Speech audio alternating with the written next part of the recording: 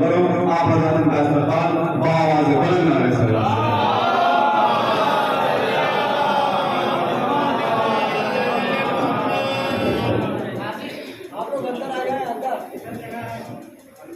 بہت جگہ اندر آ جاؤ. آپ حضرات اندر تشریف لیں اور مومن سے گزارش کرنا اور آگے تشریف لیں کیونکہ یہ عشق جماعت ہے یہ لہٰذا مومن کو اپنے حصے کے اندر آ سکے. آپ حضرات آگے تشریف لے گئے بآواز بلند سلام.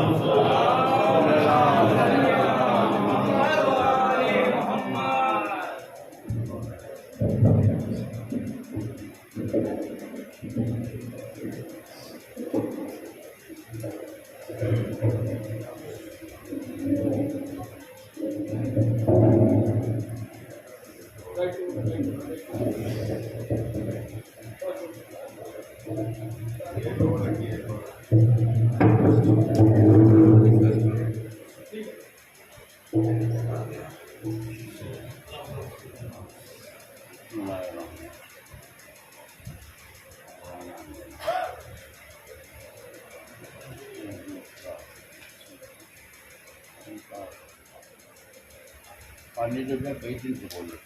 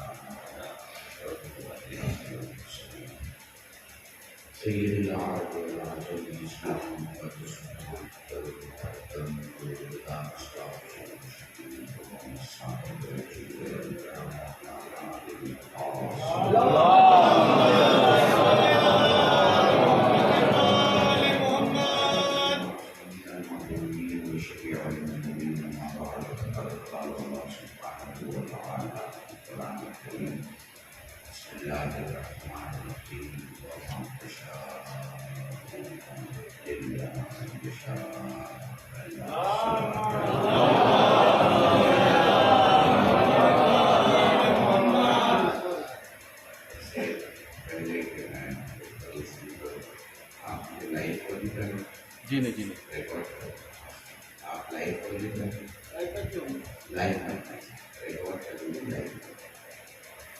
جنرلی کیا ہوتا ہے لائف آپ جو نوٹس پڑھ رہے ہوتے ہیں وہ اپنے سامنے کے مسئلے کے لیے پڑھتے ہیں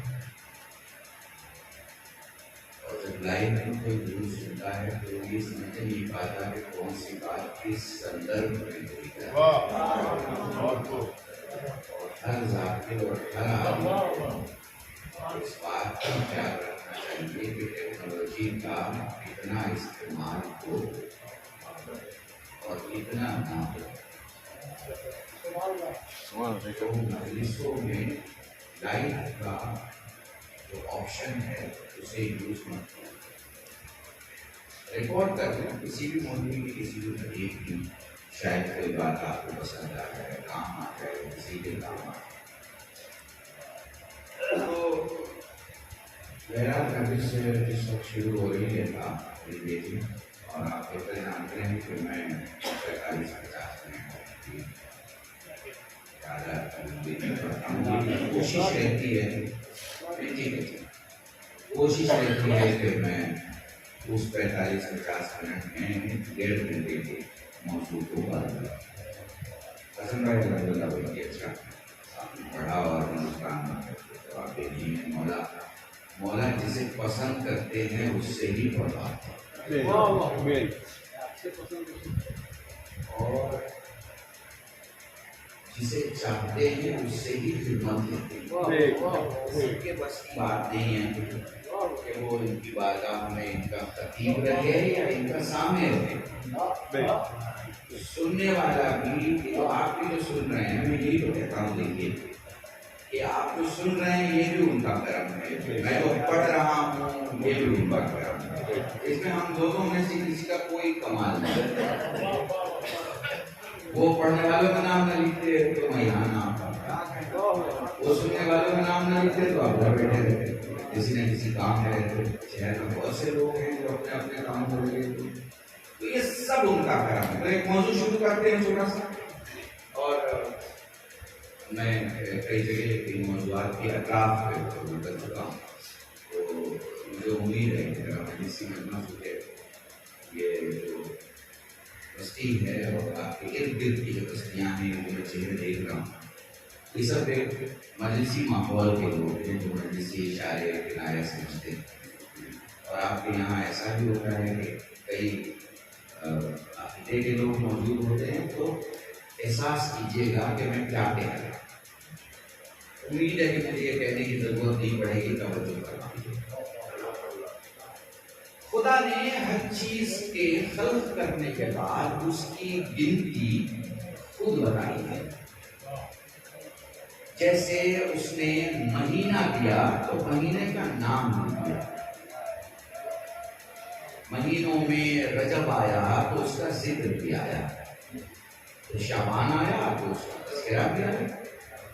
پھر رمضان آیا تو اس کا اعلان بھی آیا. یعنی نہ تو اس نے دن چھوڑا نہ دین چھوڑا, جس کی وضاحت نہ کی. یعنی آپ کے یہاں اسلام میں کوئی چیز ایسی نہیں ہے جس کی انفارمیشن اندھیرے کمرے میں پڑی ہوئی ہے, کسی کو پتہ ہی نہیں. ہر چیز ایوری تھنگ.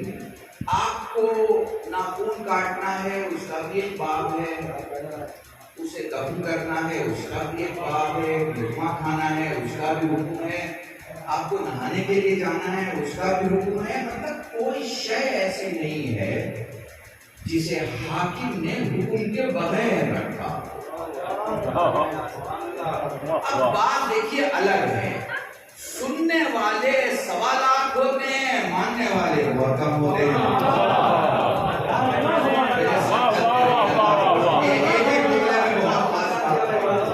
سننے والے 1.25 لاکھ ہوتے ہیں.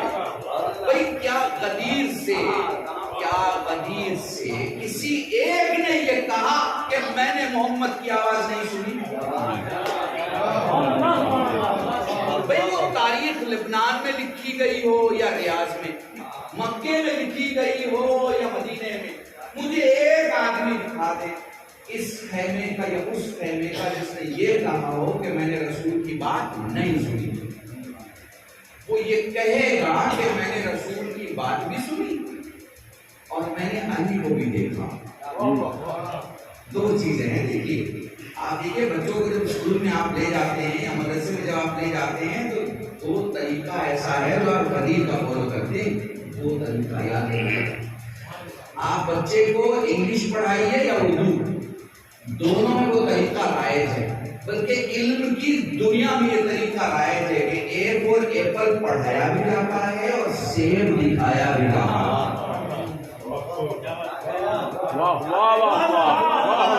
ایپل پڑھایا بھی جاتا ہے اور سیب دکھایا بھی جاتا ہے.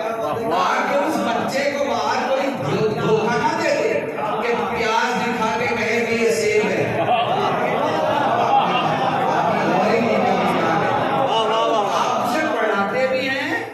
اور اسے دکھاتے بھی ہیں. شیر سے شیر پڑھایا بھی جاتا ہے اور شیر دکھایا بھی جاتا ہے, تاکہ کہیں ایسا نہ ہو کہ اسے کوئی گیدڑ دکھا کے کہے یہی تو شیر ہے.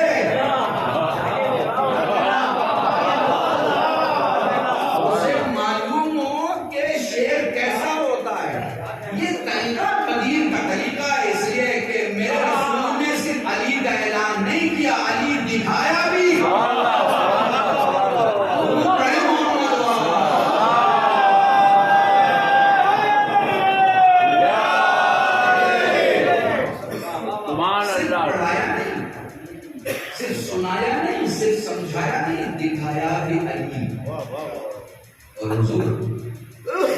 تو کبھی کبھی ایسا ہوتا ہے، ہم نے لیڈروں کو دیکھا ہے اپنے ہی پارٹی کے لیڈروں کی تعریف کرتے ہوئے اور یہ کہتے ہوئے ذرا سا جہاں آپ ہیں کھڑے ہو جائیے تاکہ ہمارے لوگ آپ کو دیکھ لیں. یہی تو طریقہ ہوتا ہے.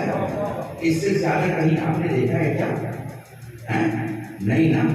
جب آپ کے پارٹی کا لیڈر ہو تو طریقہ یہ ہوتا ہے، اور جب اللہ کی پارٹی کا لیڈر ہو تو طریقہ ہاتھوں پہ بلند کرنا ہوتا ہے.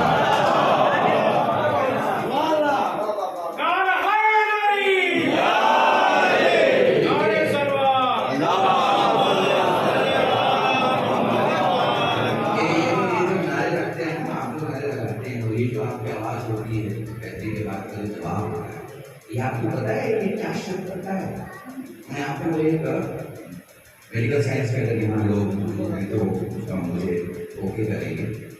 آپ کے جسم میں 9 مقام ایسے ہیں جن کے حرکت سے پتا چلتا ہے کہ زندہ ہے، مرا نہیں ہے. نبض بتاتی ہے کہ حیات باقی ہے، دھڑکن بتاتی ہے کہ زندگی باقی ہے. آپ نے دیکھا ہوگا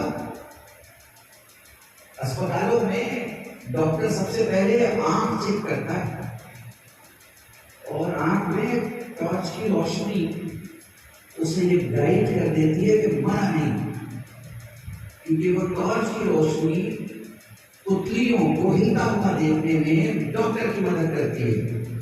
پتا نہیں میں آپ کو سمجھا پا رہا ہوں کہ نہیں سمجھا پا رہا ہوں. تو ایک شے کسی دوسرے شے کے وجود کا اعلان کرتی ہے. یہ نعرہ حیدری آپ کے ایمان کے وجود کا اعلان کرتا ہے. جو درود پڑے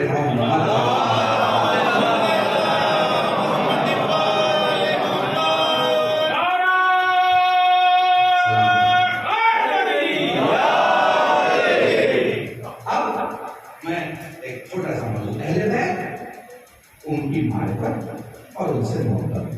یہ موضوع یہ قریب 3-4 مجلسوں تک چلا جائے. میں کوشش کروں گا کہ اپنے وقت میں اس موضوع کو کروں.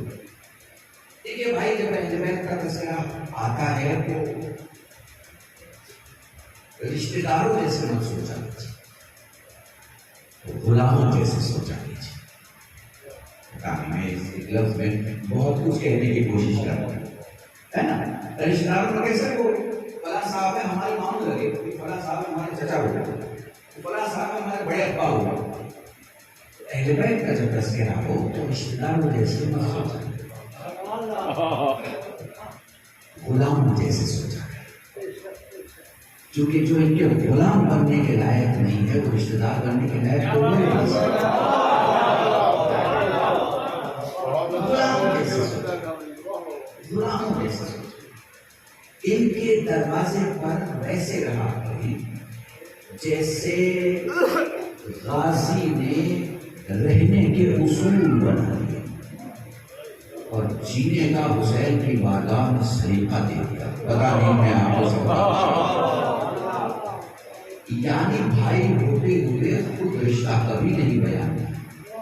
ایسی زندگی گزاری کہ حسین نے کہا کہ مجھے بھائی کہہ کے بلاؤ.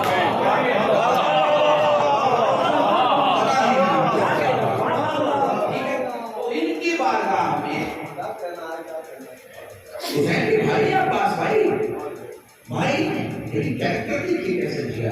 ٹھیک ہے. سو ان کے یہاں کیا ہے اہل بیت کی بارگاہ میں کیریکٹر بہت امپورٹنٹ ہے. اب چلتے ہیں اس چھوٹے سے سفر کے لیے کہ اہل بیت کو ہم کیسے دیکھیں. پہلا نظریہ غلام کی طرف. آپ غلام اور وہ آپ کے آقا. اس نظریے میں جب اپنے آپ ذہن کو لے آئیں گے تو آپ کے مجلس سننے کا نظریہ بھی بدل جائے. تو پہلے اپنے آپ کو اس غلامی کی دہلیز پر لے آئیں. ویسے بہت بڑی چوکٹ ہے. یہاں ابو ذر بیٹھے دکھائی دیں گے آپ کو، یہاں سلمان دکھائی دیں گے آپ کو، یہاں مقدار دکھائی دیں گے آپ کو، یہاں حضرت ایمان آپ کو دکھائی دیں گے. بہت بڑا دروازہ ہے ان کی غلامی کا. ان کی غلامی کا بہت بڑا دروازہ ہے. بڑے بڑے دنیا کے صاحب کرامات یہ کہتے ہوئے دکھائی دیں گے میں تو ان کے دروازے کا کتا ہوں. بڑے تو پہلے آپ اپنے آپ کو ذہن کو اس جگہ تیار رکھیں کہ اگر یہ قبول کر لیں کہ میں ان کا غلام ہوں اور یہ میرے آقا ہے، اس سے بڑی بات کوئی نہیں ہو سکتی ہے، پہلی چیز۔ اب چلتے ہیں سب دیکھیے، پرابلم یہ ہے کہ بہت کم لفظوں میں بہت کچھ سمجھانا ہوتا ہے، تو خطیب یہ امید رکھتا ہے کہ اس کا سننے والا اسے محسوس کر رہا ہے، سمجھ رہا ہے، ٹھیک ہے؟ دیکھیے، آدم سے لے کے عیسیٰ تک میں اور اہل بیت میں کیا فرق ہے، میں آپ کو ٹیکنیکلی سمجھا رہا ہوں۔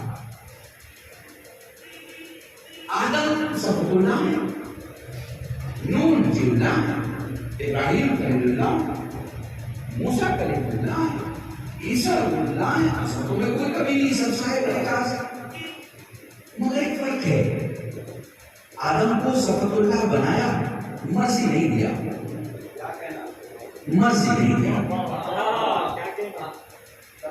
یعنی آدم وہی بولیں گے جو خدا کہے گا، جو بول دیں گے وہ خدا کی بات نہیں ہوگی۔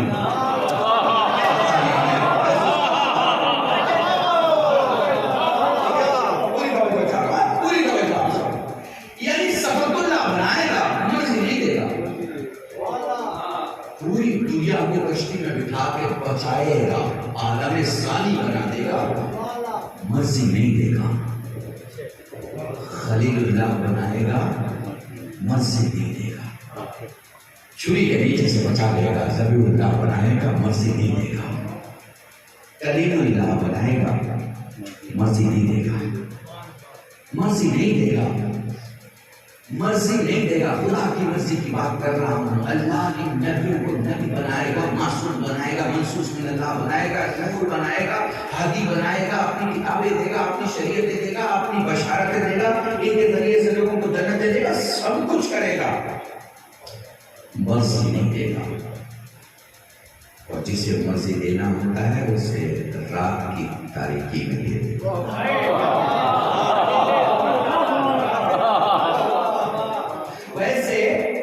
دنیا کا اصول ہے کہ جب قیمتی چیز دی جائے تو دل کے اجالے میں دی جائے، تاکہ نہ لینے والے کو دھوکا ہو اور نہ دینے والے۔ ہمارے یہاں جو مولویوں کی کتاب پڑھائی جاتی ہے، بیمار رسائل مقاصد، اس میں جو بزنس کے اصول بتائے گئے ہیں، یہ بتایا گیا دن کو تجارت کرو، رات کو نہ کرو، کیونکہ لینے والے کو بھی دھوکا ہو سکتا ہے اور دینے والے کو۔ اور شریعت کا قانون ہے، چلو خدا سے کہیں پروردگارا تیرا قانون، تیری شریعت تو یہ کہتی ہے رات کو تجارت نہ کرو، وہ تو اتنی بڑی تجارت رات کو کر رہا ہے۔ علی سو رہے ہیں، نفس کے بدلے میں تو مرضی لے رہا ہے، اتنی بڑی تجارت رات کو آواز قدرت آئے گی کہ شاید سچ ہے، رات کو تجارت نہ کرو، چونکہ تمہارا بھروسہ الگ ہے، ہمارا بھروسہ الگ ہے۔ تو اہل بیت کو آپ محسوس کر رہے ہیں، یہ شان ہے اہل بیت کی کہ ان کے پاس خدا کی مرضی ہے، یہ مرضی خدا کے علاوہ کچھ نہیں بولتے، کچھ نہیں سنتے، کچھ نہیں کرتے۔ ان کا جو عمل ہے وہ مرضی معبود سے ہے، ان کا اٹھنا بیٹھنا سونا جاگنا گفتگو ہر ایک شے مرضی معبود۔ اب چلتے ہیں ذرا ان کے راستے، تو دیکھیں کہ یہ کیا کہہ رہے ہیں اپنی محبت کے بارے میں اور اپنی معرفت کے بارے میں۔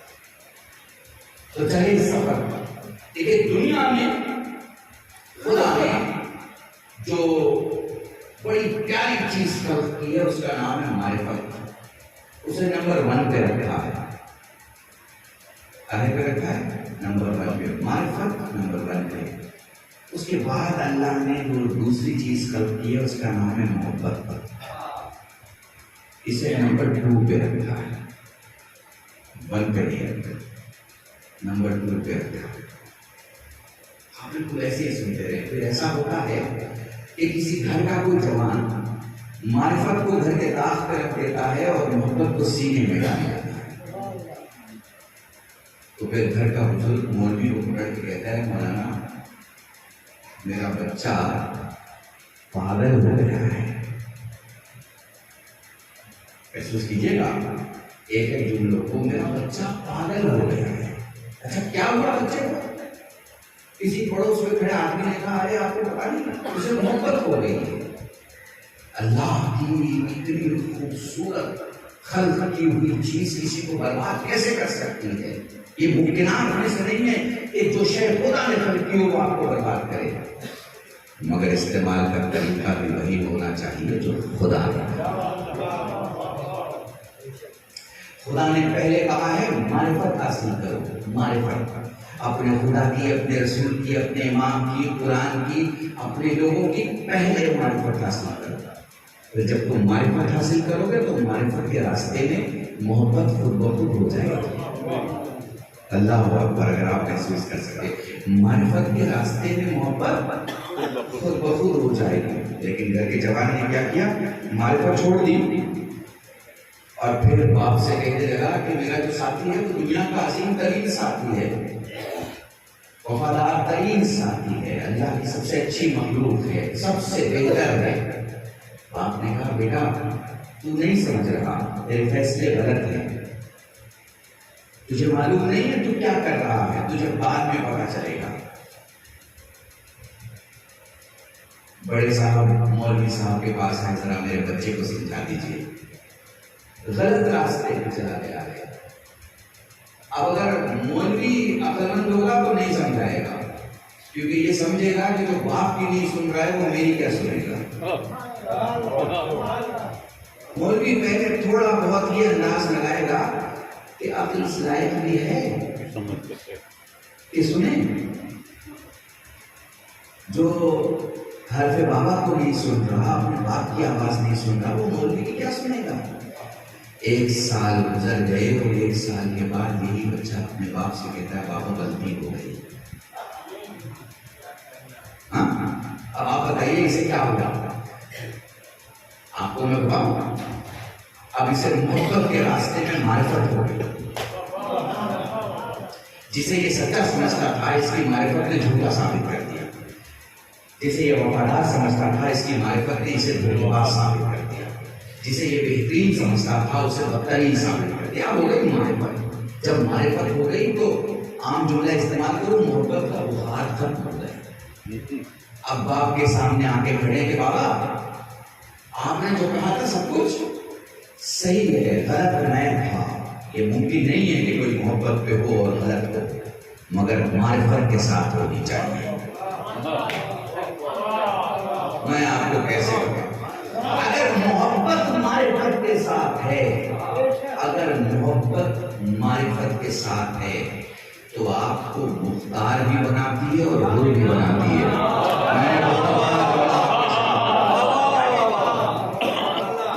اگر محبت معرفت کے ساتھ تو آپ کو مختار بھی بناتی ہے اور حر بھی بناتی ہے.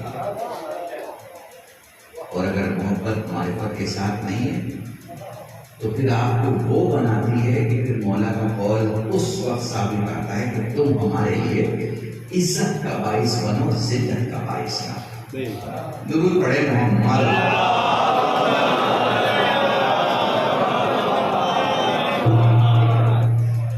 تو میرے ساتھ رہیے، دیکھیں پھر کیا ہوا کہ اللہ نے سب سے پہلے کہا معرفت حاصل کرو اور پھر محبت کرو.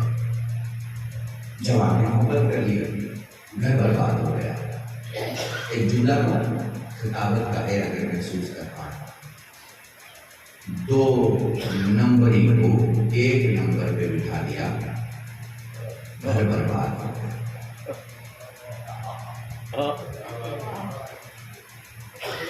اسلام کی تاریخ میں بھی یہی ہوا. شن کو خدا نے 1 نمبر پہ رکھا تھا، انہیں لوگوں نے چھوڑ دیا، اور جو 2 نمبر ہی تھے انہیں 1 نمبر پہ بٹھا دیا. جیسے گھر برباد ہو گیا ویسے ہی تاریخ اسلام برباد ہو گیا. درود پڑھے محمد.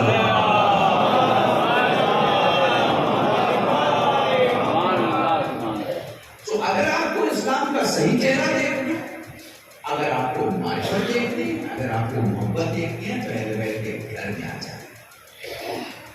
میری خطابت کا 20 سال پرانا جملہ نقل کر رہا ہوں.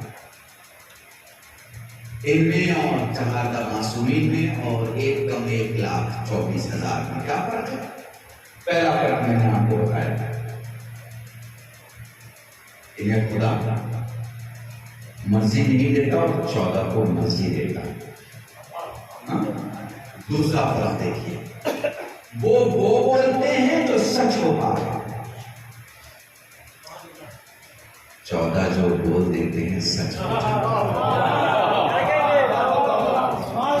اچھا جنہیں سنیے، وہ ادھر جاتے ہیں جدھر حق ہوتا ہے، 14 جدھر چلے جاتے ہیں پیچھے پیچھے۔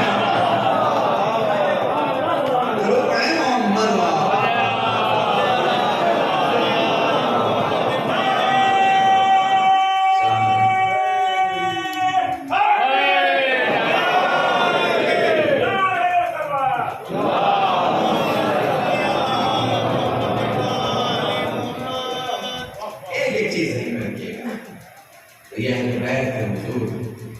یہ ان کا کرم ہے جو آپ ان کو مان رہے ہیں، آپ کا کوئی کریڈٹ نہیں ہے اس میں،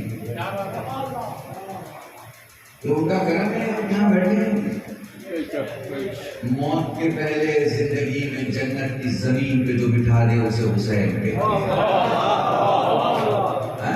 تو خدا کی قسم، مجھے اس منبر کی قسم ہے، آزا خانے کی زمین سے لے کے اور کربلا کی بارگاہ تک چلے جائیے، اس کے علاوہ جنت کا کوئی تصور نہیں ہے، یہی جنت ہے۔ مگر ان سب کے لیے معرفت ضروری ہے، معرفت حاصل کریں، اپنے 14 معصومین کی تاریخیں پڑھیں، صرف مولویوں کے محتاج نہ رہیں، تھوڑا سا ٹائم نکالیں، کتابیں پڑھیں، اردو نہیں آتا کوئی بات نہیں، ہندی میں پڑھیں، انگلش میں پڑھیں، جانکاری حاصل کریں۔ اپنے مولوی سے ملاقات میں 1 گھنٹہ موبائل سے کر لیں کہ اللہ میں آپ سے تاریخ سیکھنا چاہتا ہوں، میں آپ سے مثلا فقہ کے کچھ معاملات سیکھنا چاہتا ہوں۔ وہ جو مسئلے مسائل آپ نے نماز اور روزے کی حد تک بند کر کے رکھ دیے ہیں، اس سے باہر آنا، اس سے باہر آنا، تاریخ میں، اصول میں، کلام میں اپنے مولوی سے کہیں۔ پڑھنے لکھنے کی کوئی عمر نہیں ہوتی ہے، ہم لوگوں کو نہیں پڑھنا آتا ہے۔ علماء پڑھتے پوچھیں ان سے، کیا کتابیں پڑھنے کے سوا ہمارا کوئی کام ہوتا ہے؟ ہم کتابیں پڑھتے رہتے ہیں، جب کتابیں نہیں پڑھیں گے تو آپ کو کیا سنائیں گے؟ آپ بھی کہیں گے کہ مولانا یہ تو پرانی چیز پڑھ رہے ہیں۔ اچھا ہمارے ہندوستان میں کمال ہے، آپ شاعروں کو یہ موقع دیتے ہیں کہ وہ اپنا کلام 10 بار پڑھیں، مولوی نہیں دیتے۔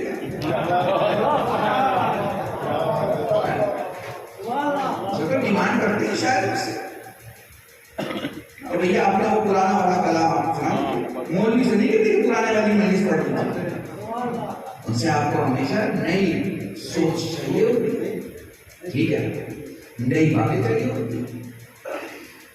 تو سب سے پہلے چیز ہے معرفت حاصل کیجیے، معرفت علی کی بھی ہو، ائمہ کی بھی ہو، وقت کے علی کی بھی ہو، اپنے علماء کی بھی ہو۔ یہ نہیں ہے مثلا آپ تقریر کرتے ہیں، کسی تقریر کرتا ہے آیت اللہ سستانی کی تقریر کرتے نہیں، اسٹڈی کیجیے، اسٹڈی کیجیے کہ آپ کا والد کتنا بڑا عالم ہے، کیا کمال ہے، کیا ان کی زندگی ہے، کتنے سال سے وہ کیا پڑھاتے ہیں، یہ تو آپ تعلیم سے پوچھ سکتے ہیں۔ یاد رکھیے گا، اسلام ریلوے اسٹیشن نہیں ہے جہاں ایک ٹرین پہ بیٹھ گئے دوسری کسی ٹرین کی معلومات نہیں۔ اسلام نماز ہے، نماز جہاں ایک رکعت پڑھ چکے ہیں تو دوسری رکعت یاد رہنی چاہیے۔ اسلام نماز ہے، ایک رکعت ختم ہو گئی تو دوسری رکعت یاد ہے، اور دوسری ختم ہو گئی تو تیسری بھی جانے کے لیے تیار ہے۔ ریلوے اسٹیشن نہیں ہے، اور اسلام میں کوئی کمپریزن نہیں ہے۔ کمپریزن سمجھ رہے ہیں آپ؟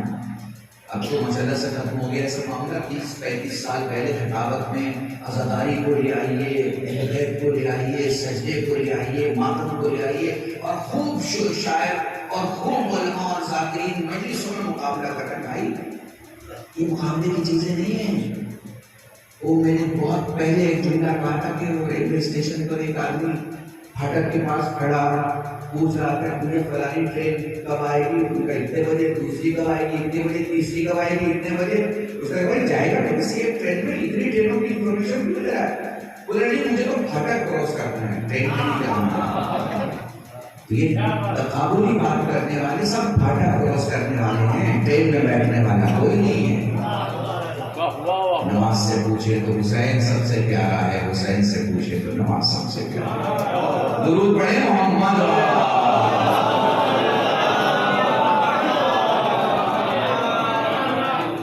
معرفت حاصل کریں گے تو محبت ہوگی تو پھر فرض یاد آئے گا، ذمہ داری یاد آئے گی. محبت کیا یاد دلاتی ہے؟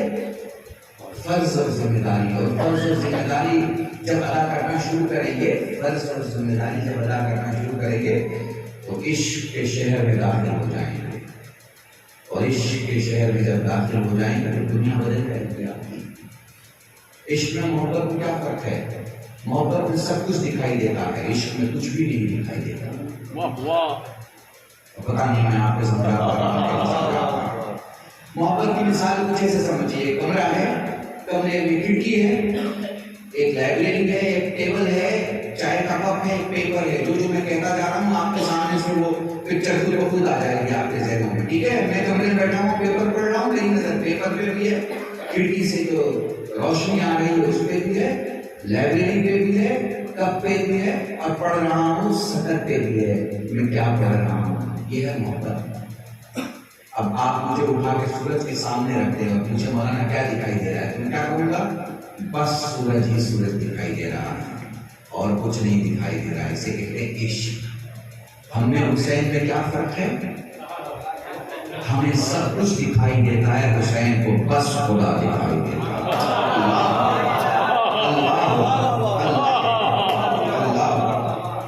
میری تحریر کا ایک جملہ ہے، کسی نے کہا کہ میں ممبئی موجود تھا، اسی کم سے میں نے جملہ کہا تھا، شاید آپ کو بہت اچھا لگے گا. دیکھیے ایسا اللہ نے دو چیزیں پیدا کیا، عقل اور عشق. یہ جب سے بنی انہوں نے کبھی ایک دوسرے سے دوستی نہیں کی. یہ جب سے بنی ان کی کبھی دوستی ہی نہیں ہوئی ایک دوسرے سے. عشق ایک الگ ٹریک پہ چلتا ہے اور عقل ایک الگ راستے پہ. عقل ہر چیز کا حساب رکھتی ہے، عشق ہر شے پہ حساب رکھتا ہے. پتا نہیں سمجھا پاؤں کے نہیں سمجھا پاؤں. پوری توجہ آپ کی دیکھیے. عقل سے جب کہیں گے بھیا عشق کے بارے میں تمہارا کیا خیال ہے، عقل کہے گی دماغ خراب ہے تمہارا، اتنا وقت اس کے پاس ہے. یہ عقل کا جواب ہے. ٹھیک ہے، عشق سے پوچھیں گے عقل کے سلسلے سے آپ کا کیا کہنا ہے؟ کہ میری زندگی کو زندگی جو اتنی ناپ تول کے ساتھ جی جائے گی، ناپ تول میں ختم ہو جائے. عشق جب سے ختم ہوا اس نے عقل کو کچھ نہیں سمجھا. عقل جب سے ختم ہوئی اس نے عشق کو کچھ نہیں سمجھا. عقل پروسیس سے چلتی ہے، پروسیس سے. عشق کہتا ہے کہ ایسا کیا ہے کہ جو مانگنے سے نہیں ملتا، مانگنے کا طریقہ ٹھیک ہونا چاہیے. تو بات سمجھ میں آ گئی آپ کے؟ جب سے عشق بنا، جب سے عقل بنی، ان دونوں نے ایک دوسرے کی نہیں سنی، بلکہ یہ دونوں ایک جگہ جمع بھی نہیں ہوئے. جہاں عقل ہی عقل ہے وہاں عشق نہیں ہوگا، جہاں عشق ہی عشق ہے وہاں عقل نہیں ہوگی.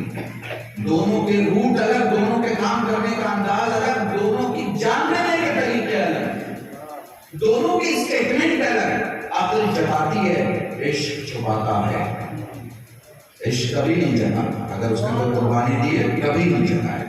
عقل ڈیٹیل، تاریخ، ڈیٹ، جگہ سب کچھ بیان کرے گا. آپ کو یاد ہے وہ فلاں دن ہم نے آپ کو بلڈ دیا تھا، آپ کو یاد ہے وہ فلاں دن ہم نے بینک کے باہر سے آپ کو پیسہ دیا تھا، آپ کو یاد ہے وہ فلاں دن آپ پٹ رہے تھے ہم نے آپ کو بچایا تھا، آپ کو یاد ہے وہ فلاں دن جس نے آپ نے مدد مانگی تھی ہم آپ کے کھڑے ہو گئے تھے. یہ عقل ہے، سمجھ رہے ہیں؟ یہ عقل ہے. عشق اپنا کام کر دیتا ہے، آگے چلا جاتا ہے. اس امید میں بھی نہیں رہتا کہ مجھے شکریہ کے الفاظ سننے کو ملیں گے. سمجھ میں آ رہی ہے؟ ٹھیک ہے. پوری کائنات میں یہ دو چیزیں اگر اپنی انتہا پہ کسی ذات میں جمع دکھائی ہوئی تو وہ حسین ہے.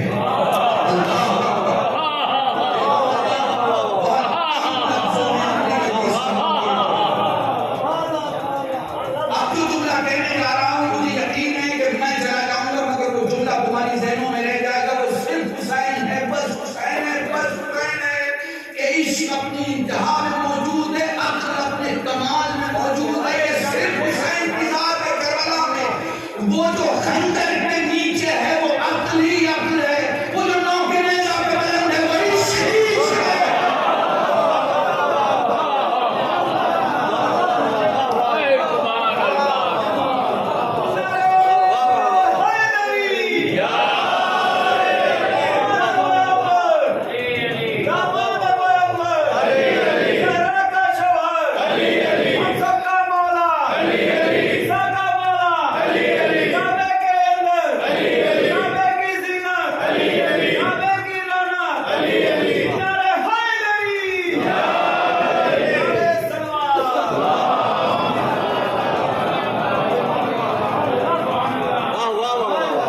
महसूस किया आपने वो जो ज़ेरे खंजर कट रहा है वो अक्ल ही अक्ल है, वो जो नौ के नेज़ा पे कुरान की तिलावत कर रहा है वो इश्क ही इश्क। अल्लाह किसी मोमिना की मजलिस है, मैं ले आया आपको मसाइल की मंजिल तक, एक दो बातें और तो मसाइल याद रखिएगा। अगर आप हुसैन की बारगाह में हैं तो आप में तीन चीजें कभी नहीं हो सकती। अगर आप हुसैन की बारगाह में हैं तो आप में तीन चीजें कभी नहीं हो सकती। एक, आप में गुरूर नहीं हो सकता, जुमला सुनिएगा खुदा की कसम। एक, आप में गुरूर नहीं हो सकता। दूसरे, आप में हसद नहीं हो सकता। तीसरे, आप में लालच नहीं हो सकता। अगर आप हुसैन के दरवाजे पे हैं तो ये तीन निशानियां हैं। अगर कोई हुसैनी है तो मगरूर नहीं हो सकता, और मगरूर है तो हुसैनी नहीं हो सकता। हुसैन की बारगाह में, हुसैन की बारगाह कोई मगरूर नहीं हो सकता। सब यहाँ अपने वजूद को सिद्ध बना के आते हैं और मौला उनके वजूद को सिकंदर बना देता है, कलंदर बना देता है, अबूजर बना देता है, बढ़ा देता है। यहाँ आइए तो सब कुछ भूल के आइए, ये हुसैन का दरवाजा है। और बस एक बात जो कि जरूरी, अभी आप 2-3 कोरोना के अटैक से उठे हुए जो आपने समाज में देखा कि रिश्तों के ताने बाने कितनी कमजोर है, ये आपको दिखा होगा इस 3 साल में जो आपने गुजारा है। अब अगर आप हुसैनी हैं तो मेरी एक बात याद रखिए, अपना सोशल समाज मजबूत कीजिए। हमारे यहाँ इस पर कोई जोर नहीं देता। सोशल समाज मजबूत करना बहुत जरूरी है। हम में से, आप सब, मुझ पर भी लगता है, आप मुझे बताइए, हम में से कौन है जो डिस्ट्रिक्ट सेंटर में किसी अजनबी मरीज के लिए 1 किलो सेब लेके गया होगा? सोचिएगा। देखिए, मरीजों में शायद मेरे अलावा ये सब कुछ कोई नहीं पड़ता, तो मैं आपको बता रहा हूँ, दुनिया देख के बता रहा हूँ, 50 देख के बता रहा हूँ, कई बरादरियाँ, कई जबानें, कई समाज, कई मजहब के स्ट्रक्चर को देख के बता रहा हूँ, और आपके यहाँ जो पहले से लिखा हुआ है वो बता रहा हूँ। अभी रमजान महीना आएगा, आप रोजा रखेंगे, रोजे में शाम को मगरिब के वक्त एक दुआ पढ़ेंगे, उस दुआ में एक जुमला होगा, अल्लाहुम्मा शफीउल मरीज, परवरदिगारा सारे मरीजों को शिफा अता फरमा। क्या आपने इस दुआ में कहा कि वो मरीज कौन है? डिक्लेयर किया? सबको कर रहे हैं ना, जितने मरीज हों सबकी शिफा की बात कर रहे हैं ना। यही तो आपका दस्तरखान है। आपके दस्तरखान पे कास्ट, कलर, क्रीड, कल्चर नहीं पूछा जाता, भूखे की भूख पूछी जाती है। इतना बेहतरीन मजहब और इतना बेहतरीन पंथ है आपका, हिंदी का जुमला इस्तेमाल करना कि जितना भी फख्र करें कम है। आपके यहाँ सबको जगह दी जाती है, सबको। जब आप मरीज की दुआ करते हैं तो सारे मरीज की दुआ करते हैं, आपने डिक्लेयर नहीं करते कि ये ईसाई हो, ये सुन्नी हो, ये शिया हो, ये हिंदू हो, ये मुस्लिम हो। परवरदिगार जो मरीज हैं उन्हें शिफा दुआ करना आपका काम, वो खुदा जाने किसे शिफा देना है, किसे नहीं देता है। वो मूसा को भी देता है और फिरौन को भी देता है। کہ وہ جانے اسے کیا کرنا ہے، آپ کو حکم دیا گیا ہے. تو ہمارا جو سوشل رسپانسبلٹی ہے وہ بہت کمزور ہو گیا ہے. باہر کو ہم نے چھوڑ ہی دیا. 40 کو جو ہمسائے والا معاملہ وہ بھی ہمارا کمزور ہو گیا. اور اب تو اتنا کمزور ہو گیا ہے کہ پڑوس میں چچیرا بھائی غریب ہے ہمیں پتا نہیں کہ اس کی گھر میں کیا ہوگا. تو خدا را اس کے کام کیجیے. مجلس کا ہندی کا جملہ استعمال کرو، ہیتو مقصد آپ کو جگانا ہے. آپ تیار ہو رہے ہیں، کس لیے تیار ہو رہے ہیں؟ وہ آ رہا ہے. وہ جو مولا ہے آپ کا وہ آ رہا ہے، تو اس کی نصرت نہیں کریں گے. کریں گے نا تو نصرت کیسے کر لیں گے؟ سوئے سوئے نصرت ہو جائے گی. جاگ کے ہوگی نا، تو جاگنے کا مطلب کیا ہے؟ نیند سے اٹھنا نہیں. جاگنے کا مطلب ہے وہ جو سب کچھ نہیں کیا ہے ابھی تک آپ نے دین کے نام پہ، اسے اٹھ کے انجام دیں. صبح آپ اٹھ گئے، نماز نہیں ہوئی تو اٹھنے کا کیا مطلب ہے؟ باپ چچا مامی کوئی بھی کہہ دے کہ اٹھے تھے تو نماز تو پڑھنی ہوتی. اٹھنے کا مطلب تھا کہ نماز پڑھی ہوتی. یہی تو ہے. سماجیات میں جوانوں کو جگاؤ. ہم نے 10 سال میں اتنے اننون مریض کو 1 کلو سیب پہنچایا، اور اگر ہم نے یہ نہیں کیا تو مقصد عزاداری ہم پوری نہیں کر رہے ہیں. ہم نے بھی پھر مجلس کو مفاتیح الجنان کی دعا کی طرح لکھ لیا ہے، اور ہم بالکل نماز کے بعد جیسے مفاتیح الجنان کی دعا پڑھتے ہیں کہ یہ دعا پڑھنے سے 1 لاکھ حسنات لکھ دیے جائیں گے، 1 لاکھ گناہ معاف کر دیے جائیں گے، 1 لاکھ درجات بلند کر دیے جائیں گے، جنت میں بہت بڑا کمرہ مل جائے گا. اگر یہی مقصد ہے تو معاف کیجیے گا، یہ مقصد حسینی نہیں ہے. مقصد حسینی یہ ہے کہ تم باہر نکلو تو تم نہ بولو تم کون ہے، تمہارا کام بولنے لگے کہ تم کون ہے. اور ایک جملہ اور سن لیجیے گا، شیعت نہ کل خطرے میں تھی نہ آج خطرے میں ہے، اور نہ کل خطرے میں رہے گی، کیونکہ ہر شیعہ میں ایک مختار ہوتا ہے.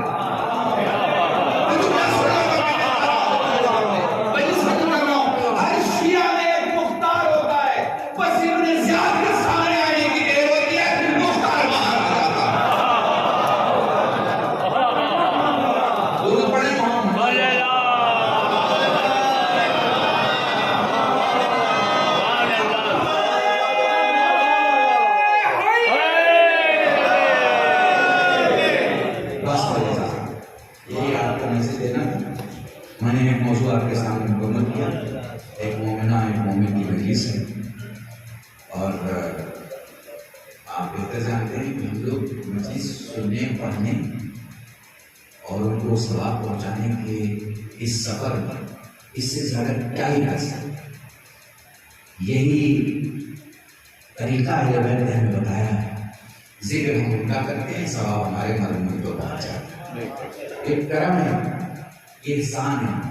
میرے عزیزان یاد رکھیے گا، آنکھیں اگر ہیں تو ان کا کام ہے دیکھنا. اگر یہ نہیں دکھ رہی ہیں تو یہ اندھی کہی جائیں گی. ہاتھ اگر ہے تو اس کا کام ہے مدد کرنا. اگر یہ نہیں کر رہا ہے تو مانا جائے گا ہاتھ کام نہیں کر رہا. اسی طرح شیعہ کا مطلب ہے اپنے علاقے میں اللہ کی طرف سے روشنی پہنچانے والا. اب اس کے علاقے میں اگر اندھیرا ہے تو اس کا مطلب یہ ہے کہ یہ دعویٰ جھوٹا کر رہا ہے. آخری جملہ، اور میں یہ سب کر رہا ہوں. کچھ بات ہے، حاکم نے تھیلی بھجوائی. جو سپاہی آیا تھا اس سے پوچھا کیا لے کے آیا؟ حاکم نے تھیلی بھجوائی. پتہ ہے کیا کہا؟ کہتے تم نے ایک وقت میں 2 غلط کام کیے. ایک تو تم نے سوچا تو مجھے خرید لے گا، دوسرا تم نے سوچا میں اپنے حصے کا علی بیچ لوں گا. میں نے پوری مجلس پڑھی ہے ایک جملے میں. دوسرا تم نے سوچا میں اپنے حصے کا علی بیچ لوں گا. خدا کی قسم دنیا جتنی بھی سخت ہو جائے، اپنے حصے کا نہ علی بیچنا نہ اپنے حصے کا حسین بیچنا. بس علی سے زندگی شروع ہوتی ہے، حسین پہ زندگی ختم ہوتی ہے. حسین سے زندگی شروع ہوتی ہے اور علی پہ زندگی ختم ہوتی ہے، کیونکہ ان دونوں کی زندگی تلاوت سے شروع ہوتی ہے اور تلاوت پہ ختم ہوتی ہے. بس میں لے آیا کربلا اگر نہ ہوتی تو دردوں کا مطالبہ نہ ہوتا. آپ کو پتا ہے ہر صاحب خانہ، ہر بچہ، ہر بھائی، جتنے بھی غم آ جائیں 1 سال 2 سال 3 سال 4 سال کے بعد وہ غم دھیرے دھیرے دھیرے دھیرے ختم ہوتا ہے. یہ صرف کربلا ہے، یہ صرف حسین ہے. ہر سال غم بڑھتا رہتا ہے، بڑھتا رہتا ہے، بڑھتا ہے. آپ کو پتا ہے جس سال آپ میڈیا کم کر پاتے ہیں محرم میں، آپ دوسرے آئے ہوئے خطیب سے کہتے ہیں کہ اللہ ذرا مسائل بڑھا دیجیے گا. ہم محرم میں ویسے نہ رو پائے جیسے ہم رونا چاہتے ہیں. ہوتا ہے نا سب جگہ ہوتا، سارے ہندوستان میں. حسن بھائی کئی جگہ تو آپ نے پڑھا ہوگا، آپ سے کہا جاتا ہے ذرا طویل پڑھیے، لمبا پڑھیے. کیوں؟ اس لیے کہ یہ وہ غم ہے جو آپ کی زندگی کو مکمل کرتا ہے. یہ وہ غم ہے جو زندہ ہے، تازہ ہے، یہ بڑھتا رہتا ہے. حسین کے علی اکبر کو رونے والی آنکھیں کبھی تھکتی نہیں. ہاں، ایک ماں کا تذکرہ ہے، ایک بیٹے نے ماں کی مجلس کی ہے. میں تو یہی کہوں گا بھیا غصہ قبول کرو اپنے باپ کا، اپنی ماں کا، لیکن یاد کرو سید سجاد جس سے سوال کیا گیا مولا بیویوں نے اپنے آپ کو اونٹ سے گرایا. آپ کے گرنے کی کوئی روایت کوئی بات تو میں کیسے گرتا؟ میرے پاؤں کو گھوڑے کے پیٹ سے باندھ دیا گیا. جزاکم اللہ، خدا تمہیں کوئی غم نہ دے سوائے غم سید شہداء. 34 سال کی خطابت میں پچھلے 22 سال سے میں یہ جملے پڑھتا ہوں. جب بھی کوئی دنیا سے جاتا ہے تو 3 قسم کے رونے والے ہوتے ہیں. ایک گلی والا روتا ہے، پڑوس والا روتا ہے، اور ایک گھر والا روتا ہے. خدا کے واسطے حسین پر گلی والوں کی طرح نہ روتا، پڑوس والوں کی طرح نہ روتا، گھر والے کی طرح روتا. پڑوس والا خود کو سنبھال کے روتا ہے، گلی والا تہذیب سے روتا ہے، مگر جو گھر والا ہوتا ہے بڑی بے بسی میں روتا ہے، بڑی بے بسی میں روتا ہے. داڑے مار کے روتا ہے، آواز